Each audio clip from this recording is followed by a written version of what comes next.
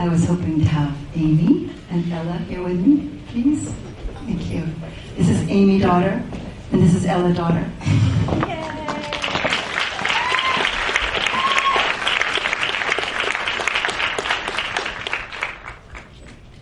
Thank you. I just need you here for a minute because this is a tough film for Amy to watch and probably for Ella to watch. It was a long and tough shoot.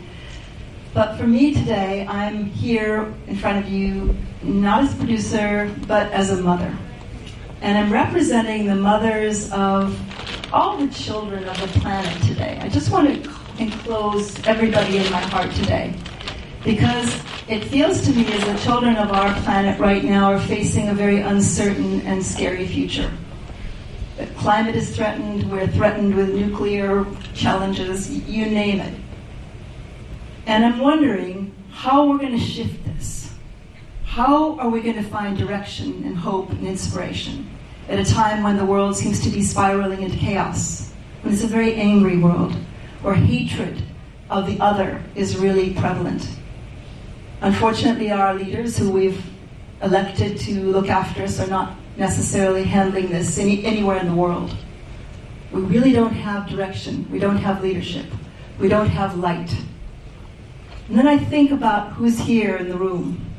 I think about the journalists, the filmmakers, the artists, the writers, the photographers, the agents, the producers, the beautiful producer Una Jackman, who is here tonight, who literally stood by us from day one and is still standing by us. And Una, we love you so much.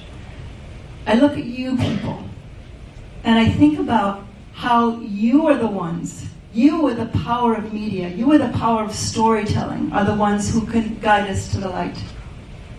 You can choose stories that are solutions oriented. You can choose heroes that are positive figures. You can tell us things that will make us believe that there is the possibility of light somewhere out there at the end of this torturous tunnel.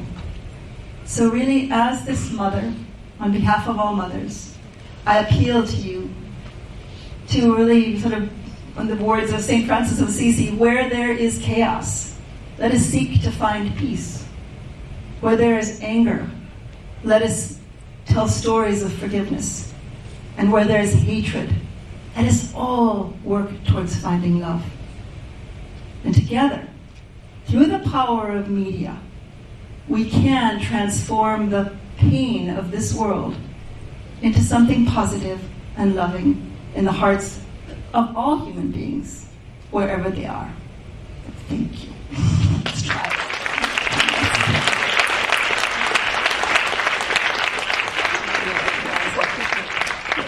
Thank you, Ella. Thank you. And we're going to get Dan Thomas and John. This is not going to be a panel. I hate panels, okay? So, John, it's over to you to have a conversation, all right? And we're going to include them as soon as possible. Okay, well, that was a really powerful film and very painful for those of us who are journalists to watch. And I didn't know Dan, but I knew Hansi, who was my colleague at the AP. And he was a very wonderful, generous, and giving human being. So difficult to watch, but Kathy, all congratulations to you for getting this wonderful film made. And Dan, maybe I can start with you a little bit. This is Dan Thomas from UNICEF. He's a former Reuters correspondent in Nairobi, so you know the milieu. How realistic do you think this film was? Thank you. I love this film. It's the second time I've seen it. Congratulations to Kathy and everyone involved in making it. I was working at Reuters at the same time as Dan Eldon, and very much the same sort of age, the same sort of group of young people coming into the profession. I was actually in Hong Kong when he was killed, and our colleagues were killed. It was a very dark day in the history of Reuters. First time so many journalists had been killed in one incident, and really kind of, I think, made us all realise what a dangerous job this was, and how passionate these guys were about telling the story as they saw it. Do you feel, Kathy, that the making of this movie will move people to think more in terms of dialogue as opposed to seeing things in black and white? Oh, I love that, because remember, Mohammed says it's all fucking, gray. It's not. There's nothing black. There's nothing white. The Somalis weren't bad. They were bad. What are we doing around the world? I would hope so. And by the way, the person who deserves the credit for sticking with this is our director, Bronwyn Hughes, and every woman in film here. Bronwyn is the one who stuck with me for 16 years. She entered this midway. We started 24 years ago with this project. And I want to say to every one of you who's in the middle of something you really want to make happen, don't give up. There's a right time for it, and you have to listen to the criticism, but there's a right time. But you really nailed it, John. That's the intention. The complexity of it all. It's not black and white. Dan, do you see anything from this film that you think is relevant to the conflicts we're experiencing now? Yeah, I think it's clear that this shows how dangerous the profession is and was then. And in some ways, I think there's a moment in the film where they start attacking the journalists, and I think that is where we're coming to now. Journalists are in a very, very dangerous situation. Often they are the people being attacked when they're still just trying to tell the story and to do what these guys do. And I think one of the other things I like about this film is how realistic it was. I mean, I was in that bureau. It looks exactly the same in the film as it used to then in the 1990s. And I felt, so many of these films about journalism are a bit hokey, they're a bit Hollywoody. This is, to my mind, a very realistic portrayal of what the trade is. I mean, we saw it very much as a trade in those days. It wasn't a profession. There was nothing really glamorous about it. People came into the business just by kind of being apprentices and learning on the job, as Dan did, the hard way. And it's a very realistic portrayal of the daily life of covering a war like that in Somalia. It was interesting for me to remember the technology we used to work with, where we would convert bathrooms into dark rooms and send photos on cylinders. I can still remember the smell of the chemicals. We blew up that cylinder, by the way. They plugged it in something. We did that, and then it was poof, gone. But for those of you who aren't journalists, I think because of what happened to Dan and his colleagues in Somalia, and the also killings of journalists in Bosnia in the 1990s around the same time, there has been a change in the culture of journalism. It's much more safety oriented now, for better or worse. News organizations tend to invest a lot more in trying to protect journalists, and there's also a movement afoot to create safer conditions for freelancers who often don't have the financial resources for things like hostile environment training and armored cars, or even insurance for them. So I think the sacrifice of these young men, and they were very young, Dan especially, has slowly helped to change the thinking in journalism around safety and protecting in order to get the story. But I have to say that right now journalists are threatened in other ways by being accused falsely of, as it were, fake news. So I think that's another area where you're really under terrible threat. Maybe even not as insidious as being killed, but certainly it's something that needs to be discussed. Yeah, that is really true.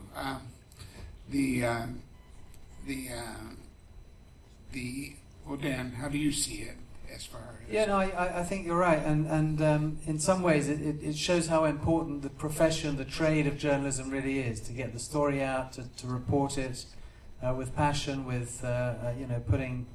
These guys put their lives on the line, and increasingly they're, everybody's becoming a journalist as well. We're seeing, everyone's got a camera, and people are actually risking their lives still to tell the story, to get the word out about what's happening. We see this extraordinary, refugee crisis happening with the Rohingya refugees fleeing into Bangladesh, and it's so important to tell the story of what's happening. There were some children's drawings, and I've seen, I'm now working at UNICEF, in the last week I've seen drawings exactly the same as those drawings, which have been brought out and drawn by children fleeing from that crisis, where there were no cameras. So, one of the people covering that particular crisis is Jeff Gettleman, and Jeff is now the New York Times bureau chief for Southeast Asia, and he was on the safari. He was one of the kids, and we've got AJ here somewhere who was on the safari as well. But that safari was transformative for the kids who were on it. Christopher Nolan, all of you women in film know who he is. Chris was on that safari, and he took the films that he was a kid filmmaker at the time, but it was a transformative time for them to be on that safari. Amy was only 16 years old. She turned 16 on it. Eleanor Tatum, who is the bureau chief the publisher of the Amsterdam News, she was on it as well. But the reason we made this film was not just to tell the story of journalists, or not just to tell the story of refugees, but to do a film that could literally inspire a movement, ignite, light fires in people who would want to go out and say, hey, you know what, there's more. You know what, the life that I'm leading is great, but there is more, and I want to do more, be more, feel more, love more, give more. And that's what we're up to now, and that's where I'm so grateful for those of you who are here, is how do we enlist you in this army of transformation, and what do we do, and how do we get AP and Reuters and the UNICEF and everybody connected? Dan said connection is the solution. That's really true, how to live meaningfully. We'd like to hear some questions from the audience. We have mics too, I think. And we have mics. Yeah, there's a mic. You just raise your hand if you have a question. Yeah. Right up here in front. Hi, you, Richard. Richard Marks. Can I borrow this? Thank you all so much for this incredible film. I'm Richard Marks. I have a quick question about a theme in the film, which is about crossing the line. And it kept coming up in different scenes, especially the scene where the shooter from Reuters doesn't want to let Dan not shoot the dead body that's been skinned. And the line that haunted me sort of was when Dan's colleague says, well, you did the right thing by not shooting it. So I'm wondering if we can talk more broadly on this theme, Kathy, about when can we cross the line? When can we tell the truth, or are we just telling the story for the sake of telling the story? How does the truth help us? Well, that was the Scott Peterson character who said that to him. I think there is a general feeling among journalists that we're human beings first, and depending on the situation, it is sometimes better to turn the camera away and not to show. But many journalists go into this and they take these risks because they hope and believe that by showing the reality of what was happening in Mogadishu, or what was happening in Bosnia, or what's happening today in Myanmar or in Thailand, that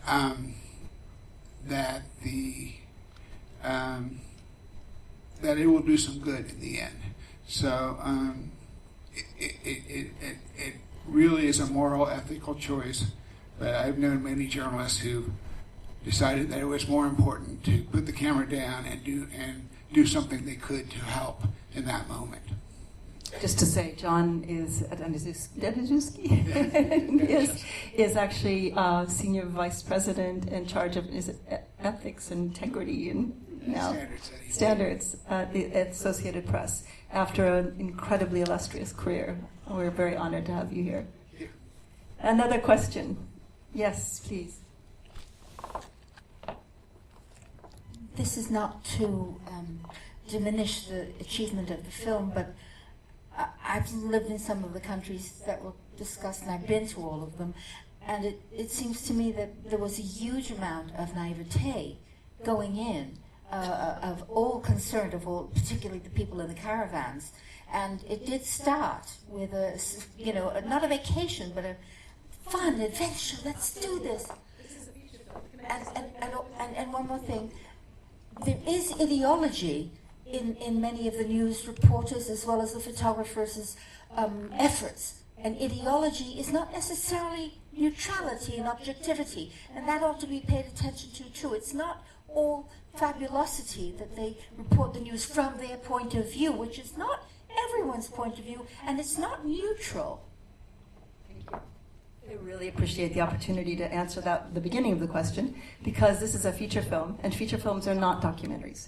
So Dan, when he was 17, just turning 18, drove down to South Africa with a friend and stumbled across a refugee camp, the one that we portray. And at that refugee camp, he discovered there were 14,000 people who didn't have water, and they didn't have basic anything. So he spent the next year in college setting up something called Student Transport Aid. They raised $17,000. One of the people is here in the room.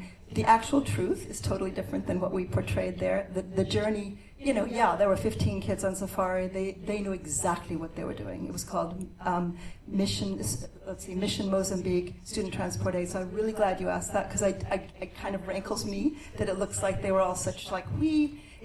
He wasn't like that at all. He was brought up in Africa. He was not a white kid saving Africa. He was an African who understood the challenges that the people were facing and identified with them and wanted to do something. So thank you so much for letting me clear that one up. That's really important. You can answer the one on ideology, okay? Thank you. I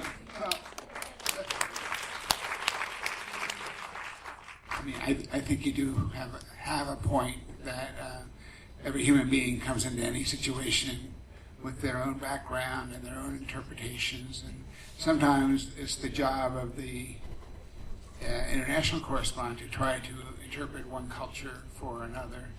And I think the best ones are sensitive and culturally aware and try to park their biases at the door. I'll also say that Dan attended 4 colleges, lest you think he didn't want to go to college. So this is a condensation of 3 years of his life, and it's so damn hard to tell a story of somebody who, anybody. How do we tell a story in 2 hours? Which is so complex, but such a good. Thank you. Anybody else before we go out and Right over there.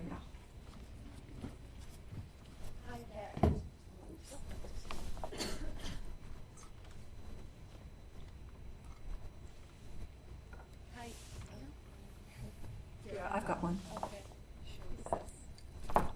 Thank you. I'm so close to you, I want to hug you. Definitely need a hug. Thank you. My name is Sarah Mess, and I was there that day in Somalia, July 12th. And I don't sleep so good, so if I look a little tired, it's because I am. And I want to thank you all for this film. It's the closest piece of truth to that experience. And my question is, can I share a poem with you?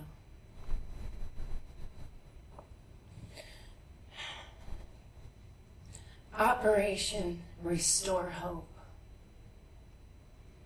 It's not every day that you see a Somali woman with her children in a New Jersey pizzeria. She said that people often ask her if she's from the islands. Her eyes as bright as her smile. Somalia shining through her chocolate skin. Hair no longer laden with the parched winds of Africa, with the winds of a blow dryer. No textiles to robe her from her head to her feet. The Gap version of her former self. Assimilation. For becoming American, she pays through her children. Their tongue no longer her own. Iskawadan, I said. Ah, you know Somali? Her jaw drops.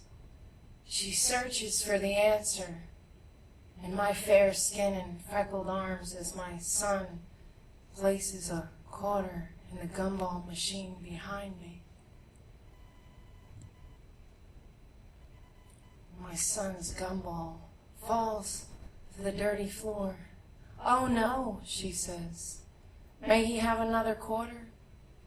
Sure. Thank you so much, I say. She places a quarter into my son's hand as I watch her son and daughter. And suddenly, all of the Somali children scream in my head. Water! Water! Water! Fuck you, America! America, fuck you! And the guilt of hellfire raining on her people rips through my being, transporting me back to convoying full speed past begging children, heart pounding, blood racing under the facade of a humanitarian mission. My son pops the bright green gumball into his mouth. Peace had been restored to my unknowing American boy. That's Operation Restore Hope.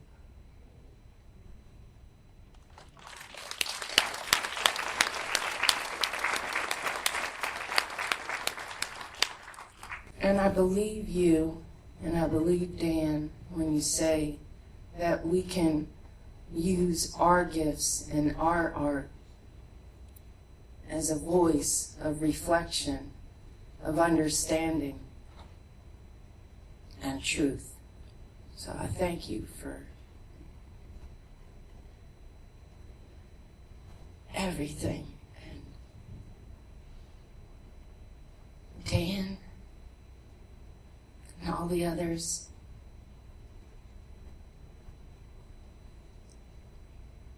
I don't really have the words. And I'm sorry, it rings so hollow. But thank you for this work.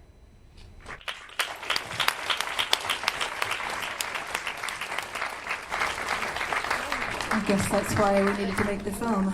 And Sarah was actually in the field hospital. She wrote to me on Facebook. She found out that we were showing the film, and she said I was in the hospital when Dan's body came back. So I'm so honored to have you, Sarah, and you're such an extraordinary poet and person, and we're so grateful. I can't wait to know you much better.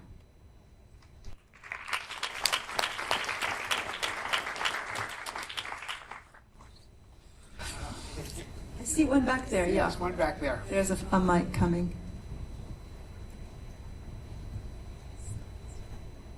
I want to thank you for this film, and I'm very sorry for what happened to your son. It's a tragic thing to happen to a young person, and he was a very brave person to do what he was doing.